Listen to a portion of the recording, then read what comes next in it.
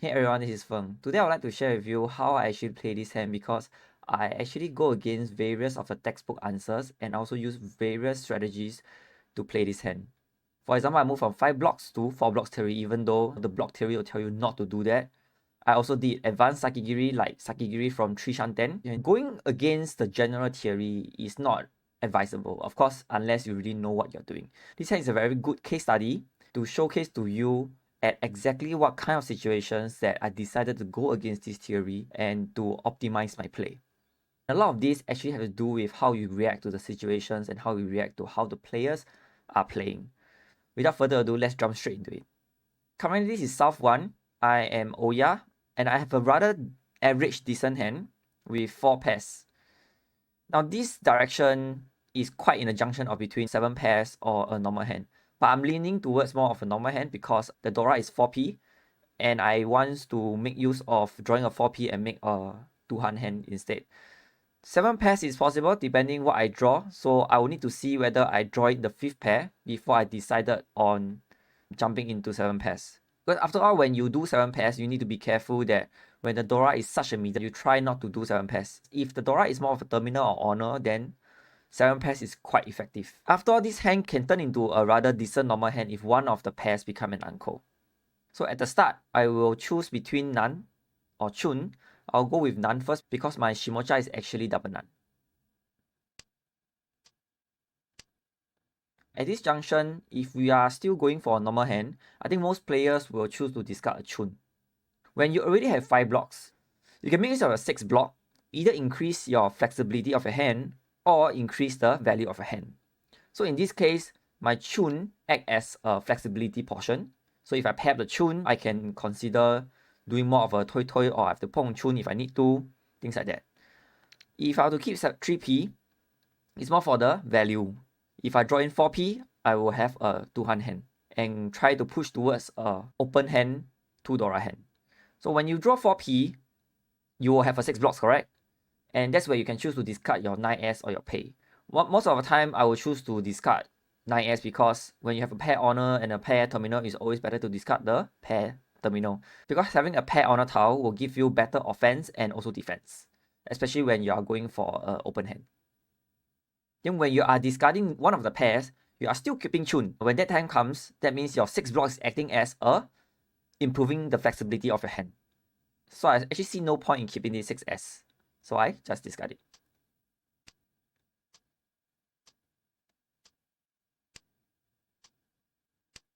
At this point in time, when you draw a 4M, you form a ramen, then there's no much room to either keep 3p or Chun. So I have to decide whether do I want the more value or do I want the flexibility.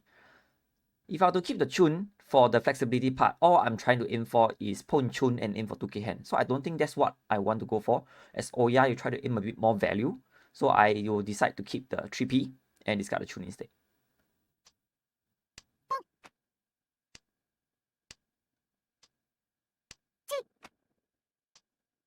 Now at this junction, there is a significant change in the situations.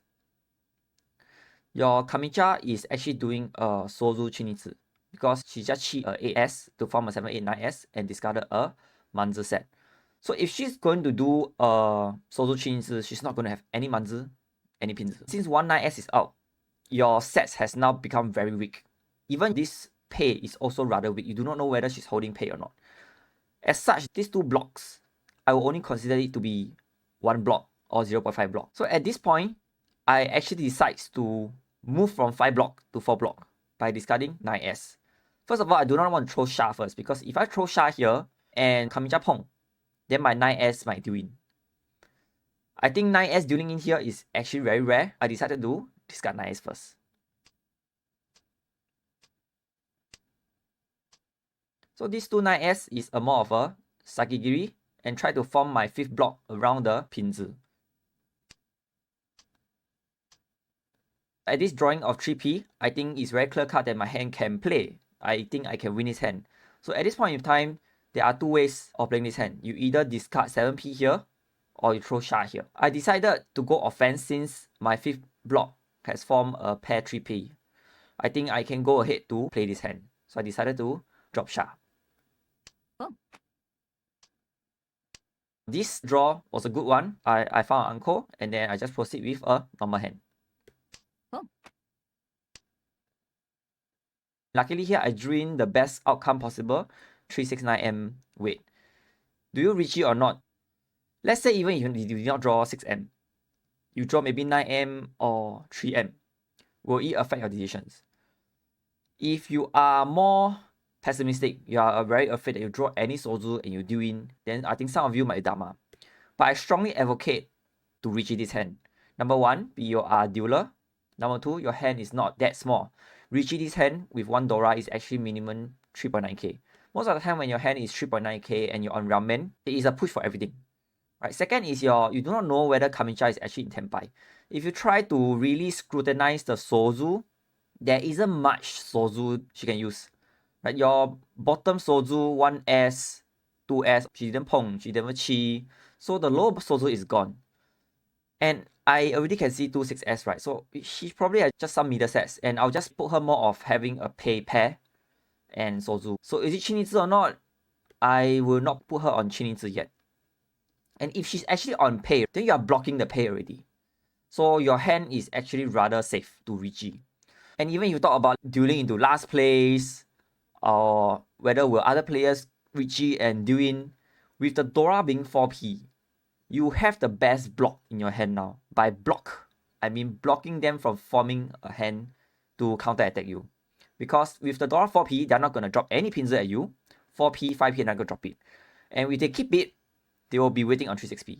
So unless they uncle 4P or uncle 5P, they are not going to win. Unless they have the last 6P as well. So the chance of them counter-attacking and win is actually very slim. So this is no matter what your weight is, as long as you're waiting on the ramen, you should just reach this hand.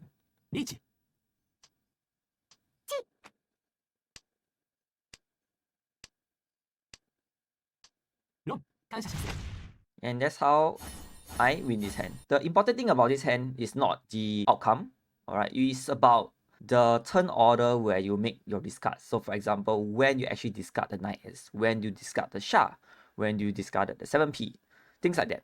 Even let's say I did not draw this 6M, I draw let's say a safe tile for Tong. Do I Sakigiri this 5M?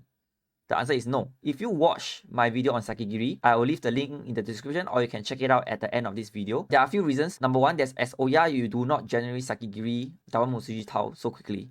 And in fact, this is not really double Musuji in these situations. If you look at Toyman, the AM has been discarded. And Kamisha is not going to be waiting on 5N since it's her Genbutsu.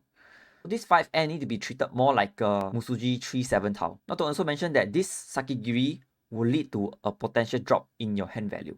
We should not do a Sakigiri that reduces both hand value and Tao efficiency in exchange to avoid dueling in. And to close off of this hand analysis, I just want to show you what's everybody's hand.